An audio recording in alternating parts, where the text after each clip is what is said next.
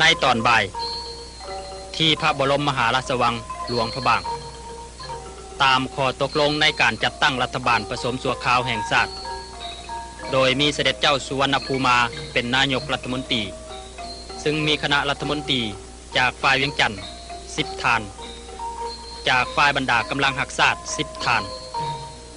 และผู้ที่ทรงคุณวุฒิอีก4 ท่านรัฐบาลสุดใหม่เข้าคาบบังคมทูลพระบาทสมเด็จพระเจ้ามหาชีวิตที่พระบรมมหาราชวัง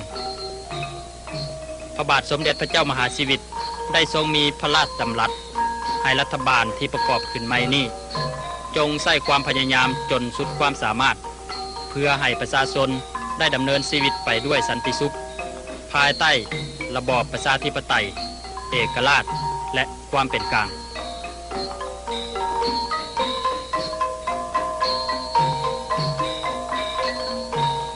ตามสัญญาและอนุสัญญาสร้างความถูกต้องปรองดองชาตินี้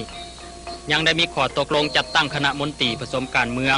เคียงคู่กับรัฐบาลอีกด้วยโดยมีเสด็จเจ้าสุภานุวงศ์ทรงเป็นประธานซึ่งประกอบด้วยสมาชิก42 ท่านในโอกาสที่เข้าเฝ้าพระบาทสมเด็จพระเจ้ามหาชีวิตนี้พระองค์ทรงมีพระกระแสรับสั่งให้คณะมนตรีนี้จงช่วยสร้างตั้งราชอาณาจักรลาวให้เป็นไปตามวิถีแห่งกฎหมายรัฐธรรมนูญเพื่อความเจริญรุ่งเรืองและวัฒนาถาวรของประเทศชาติและประชาชน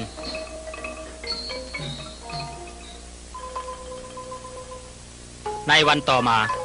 ทั้งสองเสด็จและคณะได้เดินทางมาเวียงจันทน์เพื่อประกอบพิธีสาบานตัวที่วัดองค์ตื้อคณะที่เดินทางมาถึงก็มีประชาชนข้าราชการพร้อมด้วยคณะทูตานุทูตไปคอยต้อนรับอย่างคับคั่งสารแสดงความปิติยินดีจากผู้นำทั่วโลกในการสร้างสันติภาพเป็นผลสำเร็จของทั้งสองเสด็จก็ได้หลั่งไหลมาจากทั่วทุกมุมโลกมีฝรั่งเศสอังกฤษสาธารณรัฐประชาชนจีนสหภาพโซเวียตและสหรัฐอเมริกาศาลจากประธานาธิบดีสหรัฐได้ให้คำมั่นสัญญาต่อเสด็จนายกว่าประชาชนและรัฐบาลอเมริกันมีความปรารถนาอย่างแห่งกล้าที่จะช่วยประชาชนลาวบูรณะสร้างสาประเทศชาติต่อไปและในการดำเนินงานของอเมริกันก็จะต้องอยู่ในขอบเขตของสัญญาและอนุสัญญา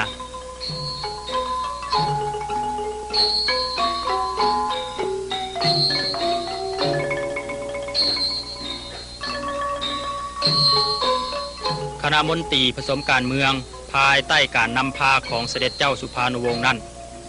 แม้นมีภาระหน้าที่ในการปรึกษาหารือไปทุกๆปัญหาเกี่ยวกับนโยบายการเมืองภายในและภายนอกประเทศให้แก่รัฐบาลช่วยรัฐบาลปฏิบัติตามข้อตกลงกันทบทวนแก้ไขระเบียบกฎหมายเกี่ยวกับการเลือกตั้งและให้ความร่วมมือในการจัดการเลือกตั้งทั่วไปเสด็จทรงกล่าวว่าคณะมนตรีจะสนับสนุนรัฐบาลผสมชั่วคราวให้นำพาประเทศไปสู่สันติภาพอันถาวรต่อไป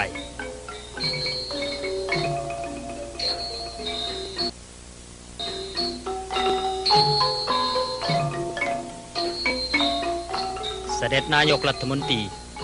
ได้สรุปนโยบายอันสำคัญของรัฐบาลดังต่อลงไปนี้คือปฏิบัติการหยุดยิงอย่างเข่งขัดค้ำประกันสิทธิเสรีภาพของประชาชนร่วมมือกันในโครงการพัฒนาเศรษฐกิจและวัฒนธรรมให้เจริญรับและแจกจ่ายการช่วยเหลือที่ได้รับมาจากต่างประเทศและดำเนินนโยบายการต่างประเทศอย่างอิสระตามข้อตกลงว่าด้วยความเป็นกลางที่เซเนลปี1962เขารับน้ำพิพัฒน์สัจจาที่วัดองค์ตื้อโดยที่ทุกคนได้ให้คำปฏิญาณตนต่อพระพุทธรูปองค์ศักดิ์สิทธิ์ว่าจะจงภักดีซื่อสัตย์สุจริตต่อชาติศาสนาพระมหากษัตริย์และรัฐธรรมนูญเพื่อจะปฏิบัติภารกิจจนสุดความสามารถเพื่อความสุขสวัสดีของประชาชนทุกทั่วหน้าสันติภาพมาแล้ว สงฆ์ทั่วธรณีไว้วอนภาวนาส่งเสริมเต็มที่ขอ